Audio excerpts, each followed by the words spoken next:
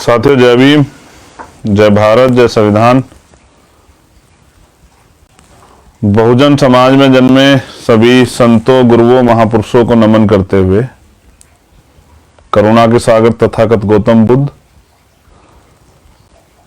संत श्रोमणी सतगुरु रविदास जी महाराज, भगवान वाल्मीकि महाराज, गुरु नानक देव, संत कबीर, गुरु घासीदास जी महाराज,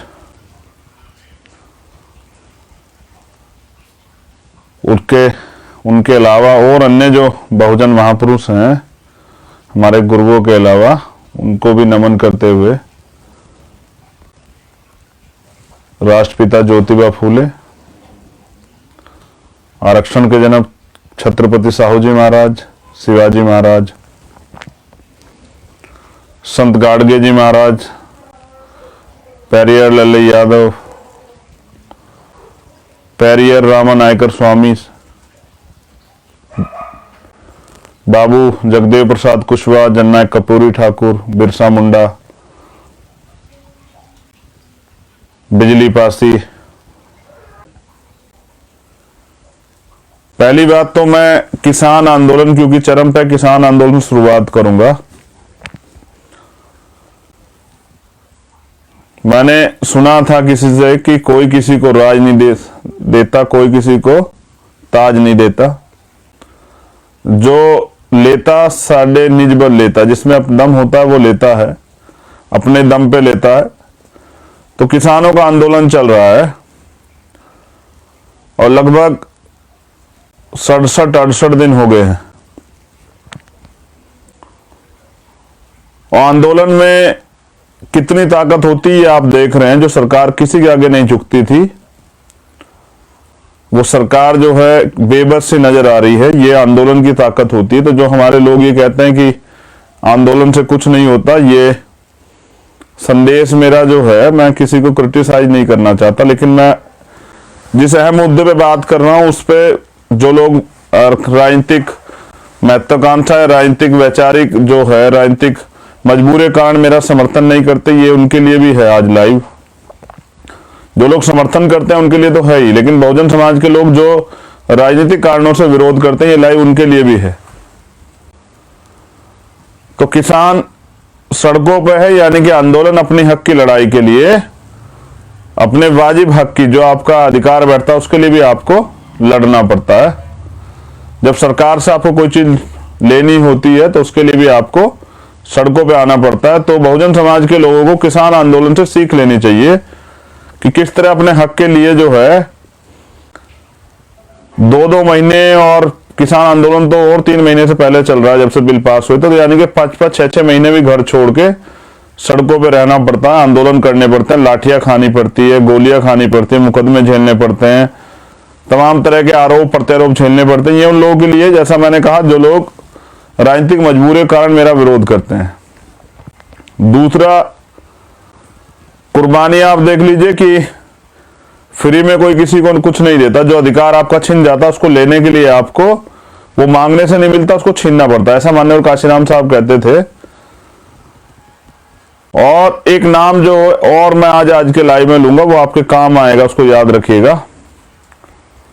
तो मैंने आपको जैसे कहा कि जो अधिकार आपका छिन गया वो मांगने से नहीं मिलेगा, उसके लिए आंदोलन करना पड़ेगा, संघर्ष करना पड़ेगा, जैसा किसान कर रहे हैं। तो उसमें बलिदान कितने चले गए ये भी देख लीजिए। जो लोग कहते हैं कि भाई युवाओं के कैरियर खराब हो जाते हैं, सब चीजें होते हैं, युवा किसान आंदोलन में भी है, मुकदमे भी लगे हैं, सब चीजें लगे हैं, लेकिन अपने हक के लिए जो है वो लोग कितनी मजबूती से लड़ रहे हैं आप देख लीजिए। और 120 से ज्यादा बलिदान भी हो चुके हैं।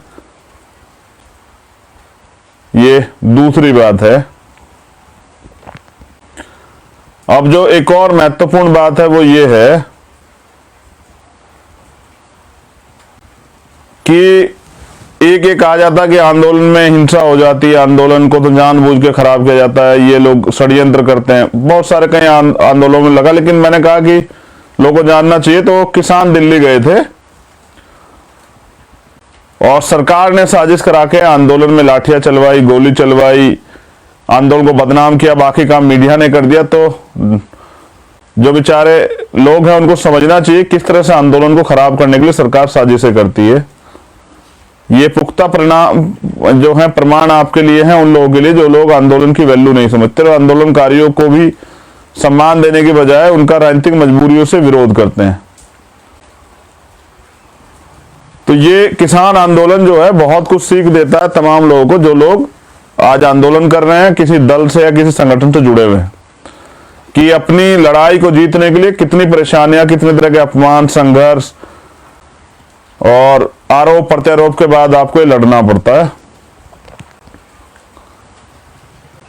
तो बहुत सारे लोग आज इस बात से सीख ले लेंगे और वो समझ लेंगे किस तरह से आंदोलन को बदनाम करने के लिए सत्ता में बैठे लोग जो है सरकारी मशीनों का दुरुपयोग करते हैं, निर्दोष लोगों पे लाठी चलवाते हैं, आंदोलन को बदनाम करने के लिए अपने लोग भेज के हिंसा करवा देते हैं और इसके आरोप जो हैं जो लोग आंदोलन कर रहे हैं उनको झेलने पड़ते हैं।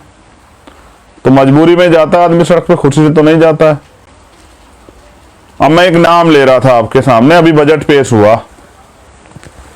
और बजट में पहले बात तो SC ST OBC के लिए तो कुछ नहीं है, क्योंकि बजट जो है वो कागजों में है, वो धरातल पे नहीं है। धरातल पे जब वो आएगा, धरातल पे उस पर काम होगा, आपको पता लग जाए। पहले भी पिछले साल का जो बजट था 2020 का, उसमें बहुत तमाम तरह के वादे हुए थे, वो वादे आज तक धरातल पे नहीं आए हैं। हम तो राष्ट्रीय स्तर पे जो है देखते हैं सरकार क्या कर रही है। लेकिन मैं ये कहना चाहता हूँ, एक जो बहुत गंभीर बात उसमें थी और ये लंबे समय चली आ रही थी, मैंने सोचा कोई और शुरुआत करेगा, कोई राजनीतिक दल करेगा, जो बहुजनों के हितैषी दल है वो करेंगे, कोई आएगा निकल के कोई बात करेगा। लेकिन जिस तरह से निजीकरण हो रहा है, सरकारी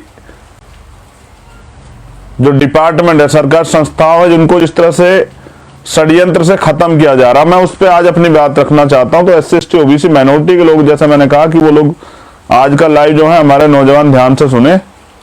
अब इसको लाइव को डिस्टर्ब करने के लिए तमाम तरह सरकार के लोग लगेंगे और बहुत सारी चीजें करेंगे। मुझे तो आपको सब चीजों के लिए तैयार रहना पड़े, जैसे किसान रह रहे हैं। देखिए, वो जो सरकारी डिपार्टमेंट है, किन्होंने बनाए तो नहीं थे, सरकार के लोग हैं, लेकिन वो क्यों बने थे और उससे क्या लाभ हुआ, मैं आपको बहुत जल्द समझा दूंगा। ये सरकारी डिपार्टमेंट जो है, आरक्षण की व्यवस्था है देश के अंदर। 2 अप्रैल हुआ, 20 मार्च को एक ऑर्डर आया सुप्रीम कोर्ट से SC ST एक्ट पे। फिर 2 अप्रैल हुआ, 13-14 लोगों ने, 15-16 लोगों की शहादतें हुई। शहादतों के बाद जो है मुकदमे लगे, बहुत सारे लोगों ने झेला। उसके बाद जो है सरकार को वापसी करना पड़ा, बड़ा विरोध था, पूरे देश में हुआ था। किसान आंदोलन से भी बड़ा व्यापक था वो आंदोलन, इसलिए सरकार को घुटनों पे आना पड़ा था, तब जाके मिला था। सरकार ने वापसी किया, सुप्रीम कोर्ट ने माना कि नहीं गलत डिसीजन था, फिर वो डिसीजन भी वापसी हुआ। अब ये जो सरकारी संस्थाएं हैं, जब 2 अप्रैल के बाद सीधा सरकार को समझ में आ गया, RSS और BJP के लोगों, इनसे सीधा नहीं लड़ा जा सकता है। ये अपने अधिकारों के लिए ये तैयार हो चुके हैं। बाबा साहब अम्बेडकर अपने महापुरुषों को पढ़ के तैयार हो चुके हैं, सड़कों पे आ जाएंगे। तो इसलिए सीधा हमला ना करके अब सारे सरकारी डिपार्टमेंट को धीरे धीरे करके प्राइवेट किया जा रहा है। अभी कहा गया है कि हम लोग बैंक प्राइवेट करेंगे, LIC, जो तमाम जो इंश्योरेंस से जुड़े सेक्टर उनको प्राइवेट करेंगे, रेलवे को प्राइवेट करेंगे। काफी से सब चीजें पहले हो चुके। कहीं एयरपोर्ट जो है कि एयरपोर्ट थे चौधरी चरण सिंह जी के नाम से, भारत के पूर्व प्रधानमंत्री है। लखनऊ में मैं एक बार आया तो अडानी एयरपोर्ट के नाम से मैंने देखा। मैं बात आपसे इसलिए कह रहा हूं कि बाबू जगजीवन राम जो हैं, उन्होंने बहुत नौकरियां देने का काम जो है शेड्यूल कास्ट के लोगों को किया। और जो आज के नौजवान हैं वो जान लें और पता कर लें कितनी नौकरियां जो है बाबू जगजीवन राम ने दी। और नौकरियों से क्या परिवर्तन होता है, ये चंद्रशेखर आजाद से पूछे, मैं बताता हूं आपको। मेरे पिताजी जो हैं, मेरे पिताजी और उनके भाई जो हैं, वो 5 भाई हैं।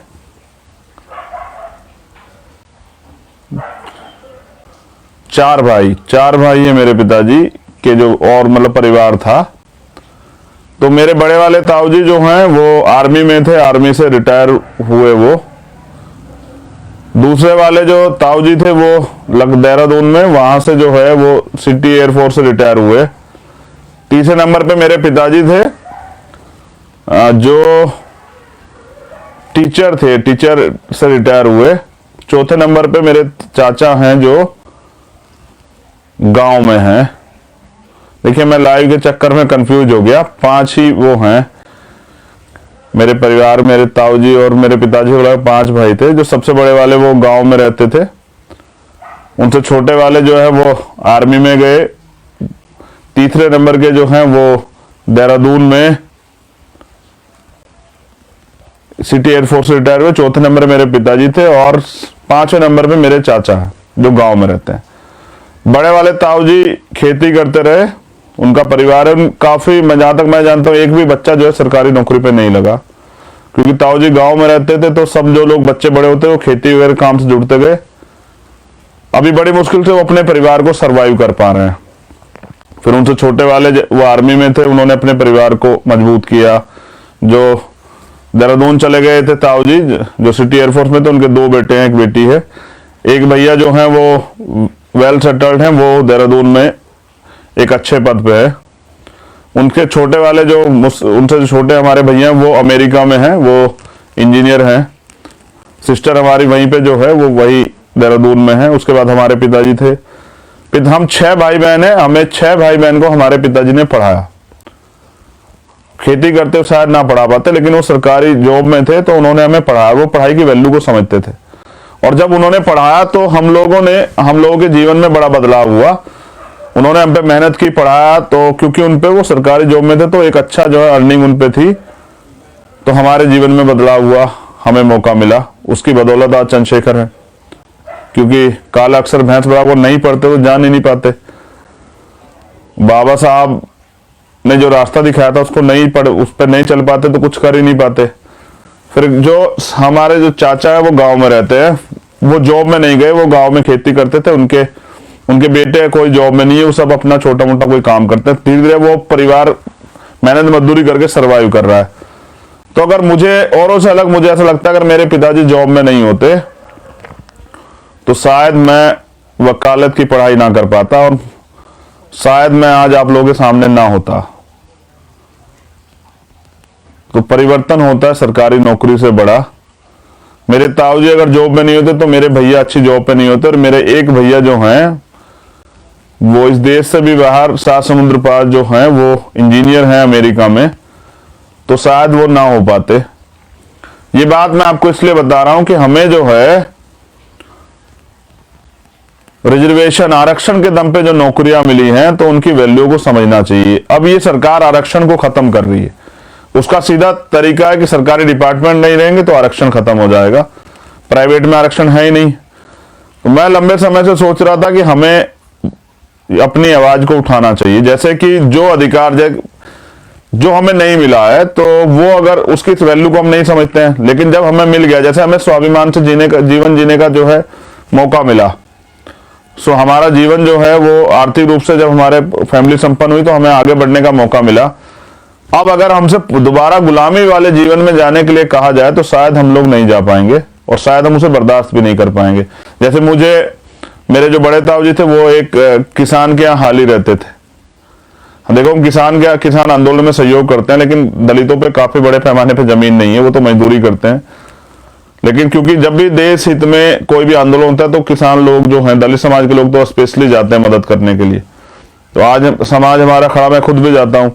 लेकिन मेरे ताऊजी जो है ना, एक बार मैं गांव गया था, लोग की पढ़ाई करते, तो मेरे ताऊजी ने कहा कि तुम्हें कुछ लोग देखना चाहते हैं गांव में, तो तुम चलो मेरे साथ। तो मैं गया तो ताऊजी ने मुझे मिलाया कि ये परिवार है, मैं इनके यहाँ हाल ही लगा हुआ था, इनके यहाँ इनके जो है खेतों काम करता था, इनके जानवरों का काम करता था। मैं बिल्कुल एक जनरल बात बता रहा हूँ सच, क्योंकि मैं देसी आदमी हूँ, गांव से आता हूँ, तो सब चीजों को खेती भी की है, पेड़ भी काटे हैं, तमाम तरह से जो है और भी काम किए किसानी के, पानी भी दिया, सब चीजें जानता हूँ। करीब करीब भैंस जानवर भी रखे, दूध निकालना भी जानता हूँ, घास काटना, सभी चीजें जानता हूँ। तो गांव से आता हूँ, गांव की परेशानियों को जानता हूँ, जाति का अपमान भी जानता हूँ, जातिगत दर्द भी जानता हूँ, जातिगत जो है शोषण भी समझता हूँ, क्योंकि मैंने वो देखा और झेला है।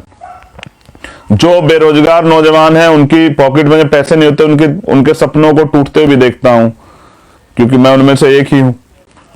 तो जो मतलब तमाम तरह की परेशानियां आज के नौजवान के जीवन में, उनको समझता हूं, बखूबी समझता हूं, क्योंकि मैं वहीं से आता हूं और मैं उसी जीवन को जी के आया हूं।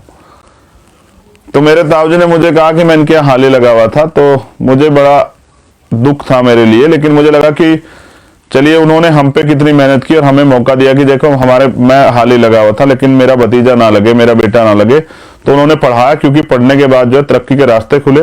तो जो थोड़ी बहुत आर्थिक संपन्नता शेड्यूल कास्ट के लोगों में आई है, बैकवर्ड के लोगों में आई है, जो माइनॉरिटी में जो बैकवर्ड है उनके जीवन में आई है, ये सिर्फ आरक्षण की वजह से आई है। क्योंकि इस देश में जो कास्टिज्म है, जिस तरह का भेदभाव है, जिस तरह की व्यवस्था बनी है, उसमें इतने भेदभाव में जहां आज भी बार बार तरह तरह के अपमान घोड़ी से उतारना और पता नहीं क्या क्या जो है, जमीन जो बड़े लोग हैं उनके घर के नाम जूते उठा के चलना और तमाम तरह के भेदभाव, अच्छे कपड़े नहीं पहनना, मूछें रखने पर हत्या हो जाती है, तो तमाम तरह की जो परेशानियां होती हैं गांव में अभी भी है। अच्छे मतलब आप अच्छे जा रहे हो, कब कुछ तैयार हो जाते हो तो उस पर भी वो है लोगों को, अगर आप अच्छा घर बना लेते हो इस पर भी ऑब्जेक्शन हो जाता है।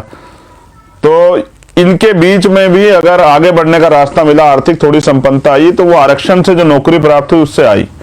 और आरक्षण एजुकेशन से स्टार्ट हो जाता है, एजुकेशन में मिलता है, फिर मतलब फीस में भी थोड़ी सी रिलीफ मिलती है क्योंकि आर्थिक संपन्नता नहीं थी। तो बड़ी मुश्किल से ना मैंने देखा कि किस तरह से शेड्यूल कास्ट के बच्चे जो हैं, वो बैकवर्ड के भी जो है बच्चे किस तरह से गांव से साइकिल पे निकल के स्कूल जाते हैं, पैदल जाते हैं, पढ़ते हैं, फीस के पैसे भी नहीं होते, तो किस तरह से वो अपने उसको निकल के आते। लेकिन उनका प्रयास रहता है, हॉस्टल में रहते हैं बच्चे, तमाम तरह की परेशानियां सहते हैं और कोशिश कर रहे हैं कि इस व्यवस्था में जूझ रहे हैं कि वो कुछ करके दिखाएं, देश हित में उनको मौका मिले। तो आरक्षण कोई गरीबी उन्मूलन का कार्यक्रम नहीं था, आरक्षण राजकाज में हिस्सेदारी का मामला, प्रतिनिधित्व का मामला। मैंने इसको कई बार समझाया भी, लोग मैंने जनरल कास्ट के लोगों इस पर सेटिस्फाइड किया कि नहीं आरक्षण सही है, होना भी चाहिए। ये अमेरिका में भी अफर्मेटिव एक्शन के नाम से वहां से जानते हैं। मैं बात आपसे क्यों कह रहा हूं, क्योंकि ये छीना जा रहा है, इसको खत्म किया जा रहा है और हमारे लोग चुपचाप बैठे हैं। देखिए कई बार लोग कहते हैं कि नहीं सत्ता में जरूरी है, लेकिन मैं कह रहा हूं कि आंदोलन भी बहुत जरूरी है। किसान तो सत्ता में नहीं, लेकिन अपनी मांग के लिए सरकार के आगे अड़े हुए हैं। तो ये हौसले की बात है, ये स्वाभिमान की बात है। आप घर में बैठे सोचते हैं कि आपके अधिकार सुरक्षित रहेंगे, ऐसा नहीं होता है। आपको उनके लिए लड़ना पड़ता है, आपको आना पड़ता है, आपको सामने आके अपनी बात रखनी पड़ती है। सरकार अगर इतना आपसे प्यार करती तो शायद मुझे लगता है कि आपकी सारी समस्याओं को सुनकर उनको हल निकाल देती, लेकिन नहीं निकाला है। तो मुझे ऐसा लगता है कि हमें इस लड़ाई को लड़ना चाहिए। अब हम इंतजार नहीं कर सकते हैं। मैं नहीं चाहता कि बजट जो है ये पास और ये लागू हो, ये तमाम तरह की चीजें जो है सरकारी डिपार्टमेंट बिक जाएं, सरकारी नौकरियां खत्म हो जाएं। और मैं जनरल कास्ट के लोग भी इसको समझें कि सरकारी डिपार्टमेंट रहेंगे तो उनके बच्चे कहां से नौकरी कर पाएंगे और किस तरह से पाल के तैयार करते हैं, मेहनत करते हैं। मेरे पिताजी चाहते थे कि हमारे छोटे वाला भाई जो इंजीनियर बने, तो उन्होंने खूब उसके लिए मेहनत की, अच्छे कॉलेज में एडमिशन दिलाया और तमाम तरह से मेहनत की, ट्यूशन और सब चीजें रखी। तो माँ बाप तो अपने तरफ से पूरा प्रयास करते हैं। कैसे करते हैं कि अपने पेट का जो है काट के उसको देते हैं। कि जैसे मैंने खुद देखा कि मेरे पिताजी को अक्सर जो है वो चंद कम कपड़ों में मतलब रहते, जो उनके एक ही जो तरह के 2-3 जोड़े थे उन्हीं में रहते थे, लेकिन हमें वो ड्रेस हमेशा प्रॉपर सिलवा के देते थे। हमें समय पर सर्दियों में जूते देते थे और जर्सी देते थे। तमाम जो मतलब सुविधाएं, जो जरूरत की सामान है पढ़ने के समय में, किताबें और सब चीजें, वो हमें देते थे। ट्यूशन वगैरह सब चीजों को करते थे, लेकिन उसके लिए वो किस तरह से एक सीमित तनख्वाह से किस तरह कटौती करते थे, बड़ा सोचने का। तो फिर बहनों की शादियां, तो ये मेरा नहीं है, तमाम जो है देश में रहने वाले लोगों का हाल है। मगर ये मैं इसलिए कह रहा हूं कि नहीं, अब आरक्षण खत्म किया जा रहा है तो हमें लड़ना पड़ेगा सर। और मैं ये चाहता हूं कि अब जो है एक बड़ी आबादी हमारी जो है पूरे देश के अंदर है। मुझे बस 1 सेकंड दीजिए। पूरे देश में एक बड़ी आबादी हमारी है, शेड्यूल कास्ट के लोग, तमाम शेड्यूल कास्ट की जातियां, बैकवर्ड की बहुत सारी जातियां हैं, माइनॉरिटी में भी बैकवर्ड है, उनको भी रिजर्वेशन का फायदा मिलता है, वो भी हैं।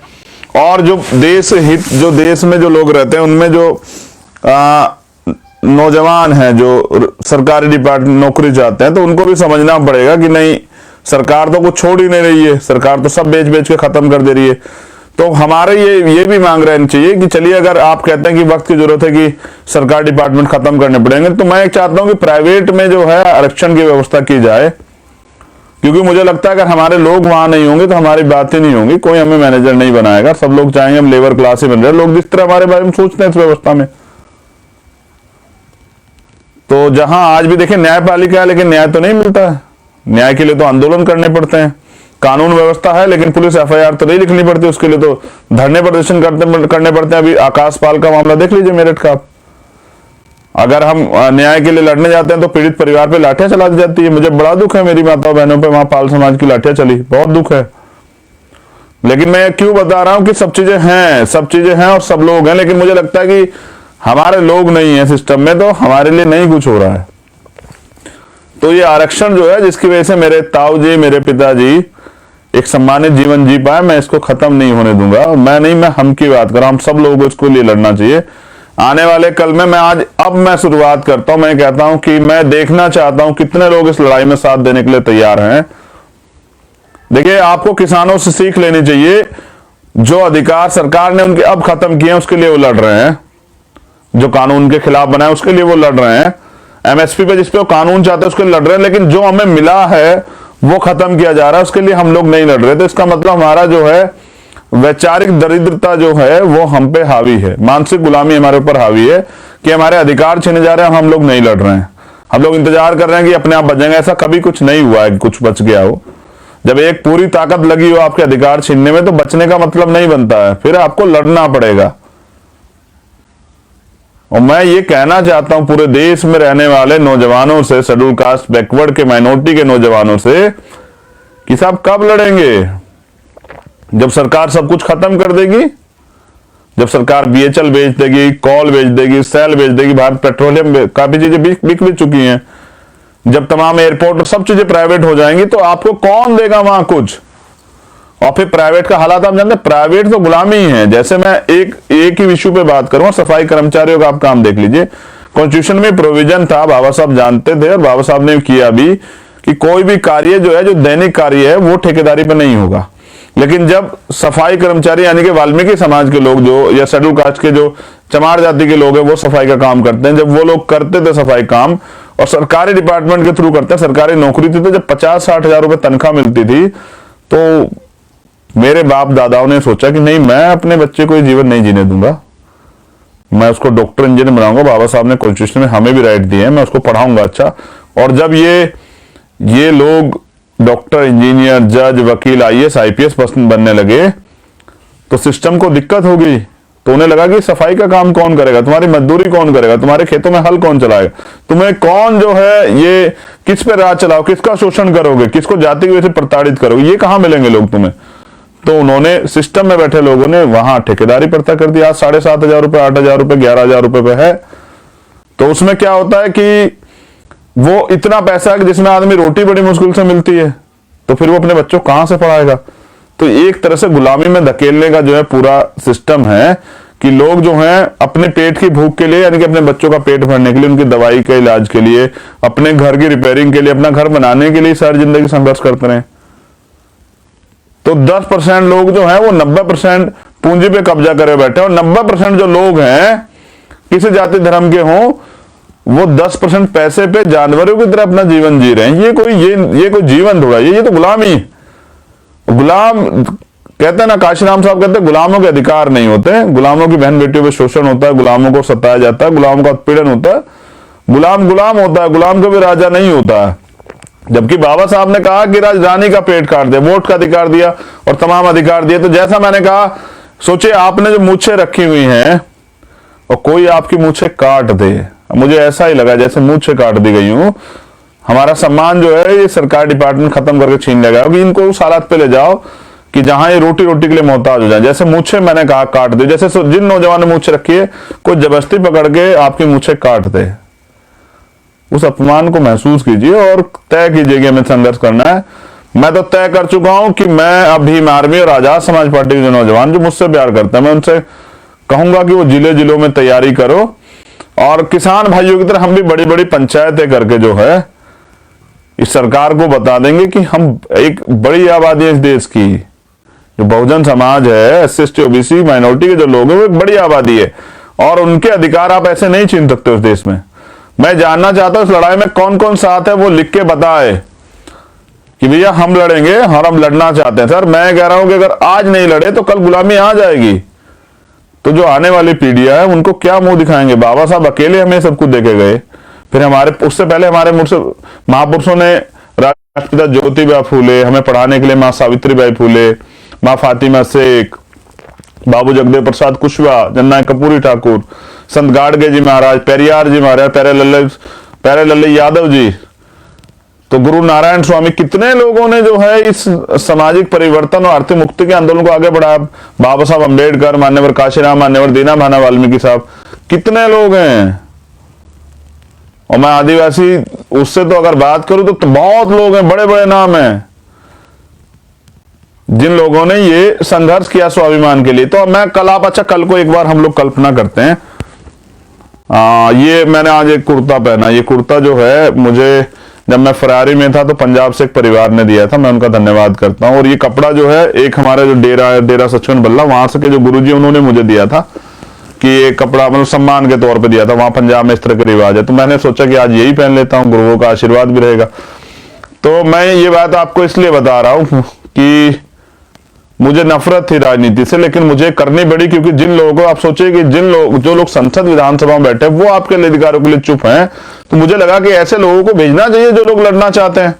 वो पूरे देश में ऐसे लोगों की संख्या बहुत है, ऐसे नौजवान, ऐसे योग्य व्यक्ति जो हैं जिनको मौका नहीं मिला बहुत हैं, जो गरीबी की वजह से पैसा ना होने के कारण राजनीति में नहीं कर पाए, तो उनके लिए ये प्लेटफॉर्म है कि वो लोग करेंगे। लेकिन अभी जो इश्यू है वो मेन ये है कि हमें अपने अधिकार की सुरक्षा कैसे करनी है। तो मैं ये कहता हूं कि मैं लगातार बात करूंगा, मैं कल 2-4 दिन फिर लाइव आऊंगा और मैं लोगों से कहूंगा कि वो लोग तैयार हो जाएं, वो मुझे भेजे मैसेज, मुझे संदेश भी दे, मुझे सुझाव भी दे कि भैया हम लोग ऐसे कर सकते हैं, ये भी कर, सब लोग अपने अपने सुझाव भी भेजें और सब लोग जो है ये तैयारी भी करें कि अब हमें करना है। जैसे किसानों ने अपना दबाव बनाया है अपनी मांगों को लेकर, इस तरह से हम भी इस देश के प्राइम मिनिस्टर को, देश सरकार को बताना चाहते हैं कि ये आपके बाप दादाओं की बनाई हुई सरकारी संस्थाएं नहीं जिनको बेच रहे हो। ये कॉन्स्टिट्यूशन में ये इसलिए बना है सब चीजें कि इस देश के एक वंचित तबके को आगे बढ़ने का मौका मिले। तो आप ये छीन के, क्या प्राइवेट में क्या होता है, 12 घंटे ड्यूटी कराएंगे, 14 घंटे ड्यूटी कराएंगे, जब मर्जी चाहे निकाल देंगे। आप लेट जाओगे तो आपको तब गेट के बाहर कर देंगे, जब आप कहोगे कि परमानेंट कर दो तब निकाल देंगे, कोई गारंटी नहीं है। क्या है प्राइवेट में? प्राइवेट में जो ठेकेदारी पे काम कर रहे हैं उनके हाल देख लीजिए, ऐसे हाल कि काम तो आप उतना ही करेंगे, लेकिन आपको तनख्वाह जब मांगने जाओगे तो मालिक चाहेगा कब मिलेगी, और फिर वो अपने आप तय करेंगे आपको क्या तनख्वाह देनी, कोई गारंटी थोड़ा ही है किसी चीज की। तो जो नौजवान आज पढ़ रहे हैं, मैं उनसे भी कहना चाहता हूं कि सर नौकरी कहां मिलेगी जब ये सरकारी डिपार्टमेंट ही खत्म हो जाएंगे। तो मैं इसलिए आपसे कहना चाहता हूं कि हम लोग लड़ना चाहते हैं, और मैं नौजवानों से कहना चाहता हूं कि आपके सहयोग से लड़ना चाहते हैं। हमारी बहनें घर गांव में रह के पढ़ रही है, एक छोटी बहन हमारी जज बनी है अभी पंजाब से, कल मैंने उसको मुबारकबाद दी थी। तो मैं वो जज अभी तो बनी जब ये सरकारी डिपार्टमेंट है। तो जो बहनें हमारी पढ़ रही है और वो भी बराबर में आके जज बनना चाहती हैं, वो IPS बनना चाहती है, IAS बनना चाहती है, डॉक्टर इंजीनियर बनना चाहती है, वो पुलिस में जाना चाहती हैं, क्या भर्तियां निकल रही है। चलो अगर मैं उत्तर प्रदेश की बात करूं तो उत्तर प्रदेश सरकार कहां दे रही है, और जो नौकरियां भी हैं उसमें देखो किस तरह का छल कर रही है SC/ST और माइनॉरिटी के लोगों के साथ, बैकवर्ड के लोगों के साथ, किस तरह उनको चुन चुन के निकाल रही है, किस तरह के नए कानून बना रही है। तो हमें अपने हक के लिए लड़ना पड़ेगा, और मैं इसलिए चाहता हूं कि आप लोग कमर कसें। पहले भी हम लोग लड़े हैं, 2 अप्रैल लड़े हैं, 23 फरवरी लड़े हैं, 13 रोस्टर लड़े हैं, एक बार और हमें लड़ना पड़ेगा। और अब हम जो हैं जिले वाइज या मंडल वाइज जो है, यूपी से तो मैं शुरुआत करने वाला हूं। हम लोग उत्तराखंड में भी एक बड़ी रैली के लिए मैं संदेश देता हूं कार्यकर्ताओं को, पदाधिकारियों, हमारे जो नेता वहां हैं, कि वो भी तैयारी करें। उत्तराखंड में भी एक बड़ी रैली हम लोग जल्द करेंगे, लेकिन ये गुलामी एक्सेप्ट नहीं की जाएगी। आज फिर वही दौर आ गया जो एक बार में सरदार भगत सिंह और उनके साथियों के साथ था, कि वो गुलामी का जीवन नहीं जीना चाहते। और मैं आज आपसे कह रहा हूं कि हम गुलामी का जीवन नहीं जीना चाहते हैं। तो जो लोग राजनीतिक कारणों से मुझे मेरा विरोध करते हैं, वो मैं कह रहा हूं कि जो जितनी खामियां मुझ में ढूंढना चाहते हैं ढूंढे, लेकिन वो एक बार किसान आंदोलन से देखें कि आंदोलन में किस तरह सरकार क्या क्या कराती है। तो वो उनको समझना पड़ेगा कि वो इसलिए विरोध कर रहे हैं क्योंकि वो किसी राजनीतिक दल का समर्थन करते हैं, लेकिन सामाजिक जो आधारभूत है, जो मूलभूत लड़ाई है, जो आंदोलन है, उसको मैंने जब से मैंने उसको स्वीकार किया तो मैंने उसको नहीं छोड़ा है। मैं काशीराम जी की विचारधारा से प्यार करता हूं, मैं बाबा साहब अम्बेडकर की विचारधारा से प्यार करता हूं, मुझे पता उसी में सफलता मिलेगी। मैं राष्ट्रपिता ज्योतिबा फूले की विचारधारा से प्यार करता हूं। मैं 100 में से 90 भाग आ रहा, मैं बाबू जगदेव प्रसाद कुशवाहा को नेता मानता हूं, मैं जननायक कपूरी ठाकुर को नेता मानता हूं, तो मुझे कोई दिक्कत नहीं है। इसलिए मैं आपसे कह रहा हूं कि हमें लड़ना पड़ेगा, संघर्ष करना पड़ेगा। और अब सबसे बड़ी जो लड़ाई है ना, मेरी जो समझ में आ रही है, वो आरक्षण की है। और आरक्षण अगर रहेगा तभी गवर्नमेंट नौकरी रहेगी। तो SC ST OBC माइनॉरिटी के लोगों से मैं कहना चाहता हूं कि वो तैयार हो जाएं, और जो लोग इस लड़ाई में साथ देना चाहते हैं, सुझाव देना चाहते हैं कि इस तरह से हम लोग इस आंदोलन को मजबूत कर सकते हैं, गांव गांव तक पहुंचा सकते हैं, अपनी बात रख सकते हैं, बड़ी सभाएं कर सकते हैं, वो लोग मुझे सुझाव भी भेजें। और मैं अपने जितने भी पदाधिकारी, जिलाध्यक्ष या भीम आर्मी के जो जिला के मेंबर या प्रदेश के मेंबर, उनसे कहूंगा कि वो मेरे इस लाइव से जो है बहुत सारे नंबर जो आएंगे उनको उठा लें, उनसे बातें करें। हम लोग, हमारी राजनीति तो यही है ना, अपने लोगों के अधिकार और सुरक्षा। मेरे लोगों का अधिकार, मेरा स्वार्थ, ये सुना था ना आपने। यही तो लड़ाई, यही तो राजनीति है। राजनीतिक इसलिए तो है कि लोग आपको वोट देते हैं और आप उनके अधिकार सुरक्षा करते हैं, उनके लिए नीतियां बनाते हैं, लेकिन आप तो वोट लेके भूल जाते हैं। तो इसलिए मैं कह रहा हूं कि हमारी तो राजनीति ये है कि अपने लोगों के अधिकार, सम्मान की सुरक्षा करनी है, उनके स्वाभिमान की सुरक्षा करनी है, उनके जीवन की सुरक्षा करनी है, उनके लिए रोजगार, उनके लिए तमाम संसाधन जो हैं वो तैयार करने हैं, उनके आर्थिक मुक्ति का रास्ता खोलना, उनको आर्थिक सशक्त करना है। जो कॉन्स्टिट्यूशन जो सुविधाएं देता है, रोटी, कपड़ा, मकान, चिकित्सा, शिक्षा, सुरक्षा और स्वास्थ्य, रोजगार, ये सब चीजें उनको देनी है। तो ये तभी तो देंगे जब कलम की ताकत हमारे हाथ में आएगी। इसलिए जो है पहले आंदोलन अपना मजबूत करना पड़ेगा, अपने लोगों को तैयार करना पड़ेगा। और जो गरीब माँ बाप अपने बच्चों को पढ़ा रहे हैं, वो तो सोचे कि नौकरी कहां से मिलेगी सर, जब रोजगार ही खत्म हो जाएगा, जब सरकार डिपार्टमेंट ही खत्म हो जाएंगे, तो कहां आप आर्थिक रूप से इतने सशक्त हैं कि बिजनेस कर पाएंगे। और यहाँ इतने बड़े बिजनेसमैन है जो देश के प्राइम मिनिस्टर को अपनी उंगलियों पर चला दें, अपने तरीके से चला दें, अपने तरीके से मोड़ दें, तो वहां आप कहां उनका सामना कर पाएंगे।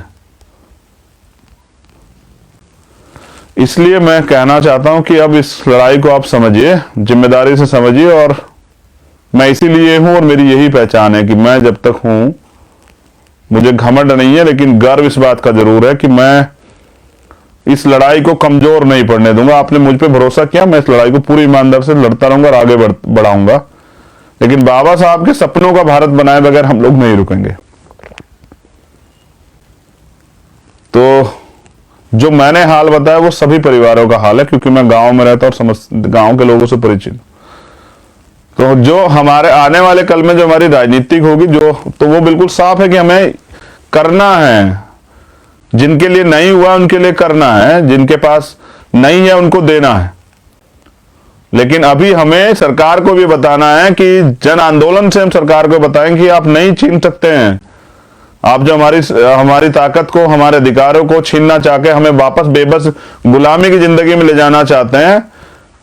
हम जो शेड्यूल कास्ट से मतलब हरिजन से शेड्यूल कास्ट बने हैं, पिछड़ों से जो हैं बैकवर्ड के लोग बने हैं, उनको जो आप छीनना, उनको जो वापस हमें वहीं ले जाना चाहते हैं उस व्यवस्था में कि हम आपके यहाँ गुलामी करें, आप वो नहीं होगा अब इस देश में। जब तक बाबा साहब के बच्चे हैं, जब तक भीम आर्मी है, जब तक बहुजन समाज के लोग हैं, तब तक ये नहीं होगा।